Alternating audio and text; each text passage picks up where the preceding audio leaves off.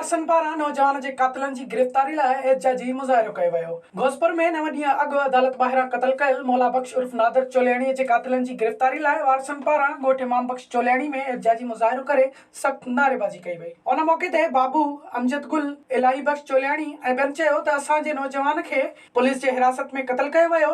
हिकु जवाबदार खे मौक़े ते गिरफ़्तार करण खां पोइ पुलिस ॿिया जवाबदार गिरफ़्तार नथी करे। अफ़सोस सां चवणो पवे थो त अदालत ॿाहिरां नौजवान खे गोलियूं हणी क़त्ल कयो वियो। हुननि इल्ज़ाम हणंदे चयो त खेनि कोर्ट जी गेट ते बीठल पुलिस एहलकारनि ते शक आहे त हुननि जवाबदारनि खां रिश्वत वठी ॼाणी वाणी जवाबदारनि खे फरार कयो हो। एहतिजाज कंदड़नि एसएसपी कश्मीर खां मुतालबो कयो त जवाबदारनि खे गिरफ़्तार करे वाक़े जी जांच कराए इंसाफ़ कयो वञे। मुंहिंजो भाउ खे अॼु 9 ॾींहं कोर्ट सिविल कोर्ट जुडिशनल तंगवानी में मुंहिंजे भाउ खे शहीद कयूं। सखर सेंटर मां हाज़ुरी ॾियणु आयो पुलिस कस्टडी में। उनखे कोर्ट जे अंदरि मेन गेट खां अंदरि शहीद कयूं। कड़ी हथनि में लॻल मज़लूम कैदी खे शहीद कयो अथनि। नॉर्मल मसइलो थींदो आहे चोरी बकरी रिढ जो, उनजा घर रहंदा आहिनि, उन्हनि खे गिरफ़्तारी लाइ तंग कयो वेंदो आहे। असांजे मुख़ालिफ़नि खे कुझु बि न कयो वियो आहे।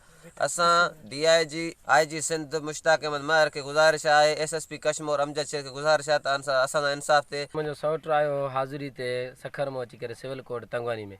उते मेन गेट खां अंदरि मुख़ालिफ़नि मुंहिंजे सौट खे क़त्ल कयो आहे पहिरें ॾींहुं। उन में असांजो क़त्ल कयो अथनि। उन में जेके मेन गेटवारा जेके पुलिस वारा आहिनि उहे असांजे मुख़ालिफ़ धुर सां ॿधल आहिनि। उन्हनि रिश्वत करे खाधो आहे। उन्हनि पिस्टोल पाण ख़ुदि पुलिस वारनि अंदरि टपाए ॾिनो आहे। पुलिस वारनि ते अञा ताईं को बि FIR न थियो आहे। विज़िट कयो अवामी आवाज़ मीडिया ग्रुप जी वेबसाइट awamiawaz.pk।